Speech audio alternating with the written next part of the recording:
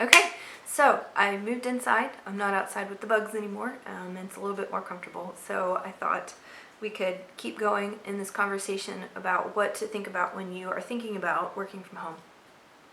The first video I talked about how it's important to know why you're doing something, why you're doing this in particular, and how understanding what your reasoning is or your motivation can help you keep going when you get discouraged. I want to say a little bit more about that.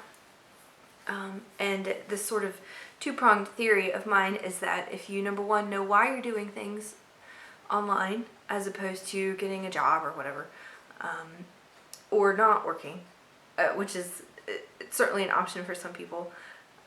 So know why you're doing it, and then know what the alternatives are if you don't do it this way.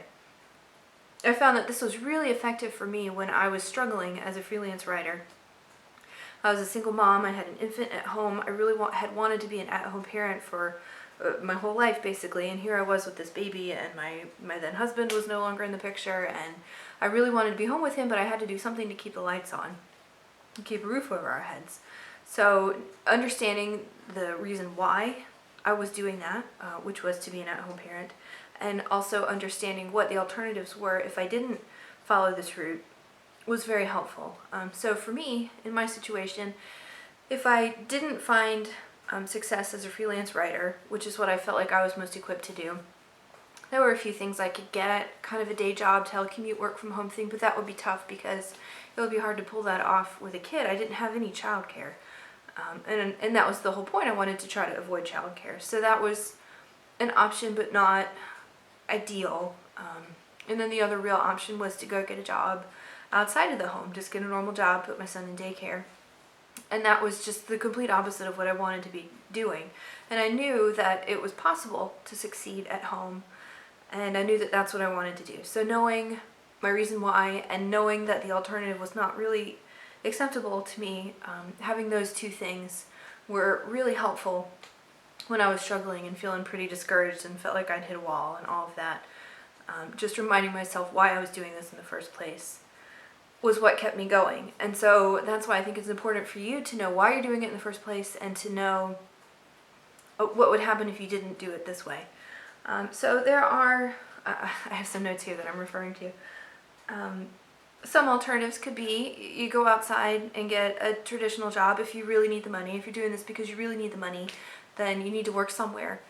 You can work at your house, you can work out of your house. You could get a telecommute job like I was thinking about, as I mentioned earlier.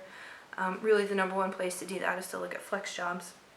They have a lot of options, but that would probably involve bringing in childcare. And if that is something that your bottom line can't support, or if it's something that you just really don't feel good about, then that's something to pay attention to.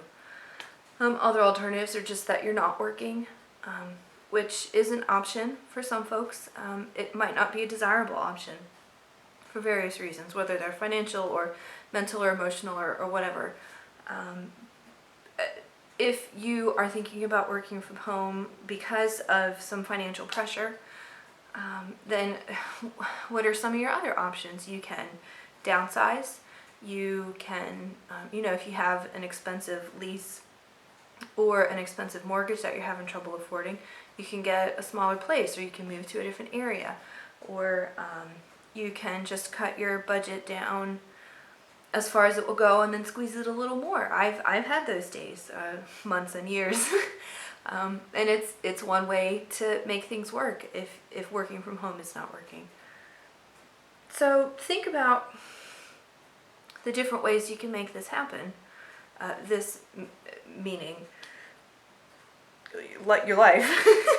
And think about the alternatives to working from home and really plumb whether or not these alternatives are acceptable. And you may find that a lot of the alternatives, you may find that all of the alternatives are unacceptable. So pay attention to those feelings and know in the back of your mind that on the really hard days, that if you feel like throwing in the towel, it's fine. It's normal to feel like throwing in the towel. But if you have your reason to keep going, it can be a lot more effective. It can be a much more effective tool.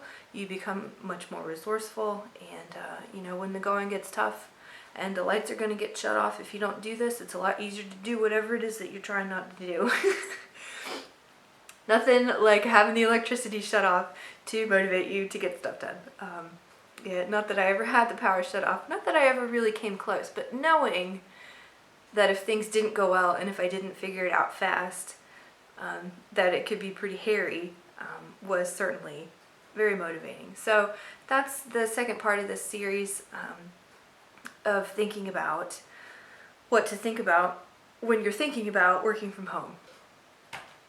Oh, sorry, I had to get some water. So to wrap this up, that concludes the second part of the series on what to think about when you're thinking about working from home and you aren't sure where to start, even if you don't have an idea yet. I'm Ashley Gaynor with Parent-Preneur.com. That's www.parent-preneur.com. You can visit the website to see some resources we've got for you there. Here's the clock. You can send me an email. My contact information is there. You can get in touch. You can find your way to the Facebook group where you can meet other parents who are like-minded and trying to do the same thing. And I invite you to plug in and join the mailing list if you're not on it. And again, just send me an email anytime if you're feeling stuck, if you're having trouble processing something, if you just want a little bit of help or to hear from someone who's been there. And I look forward to hearing from you. Thanks.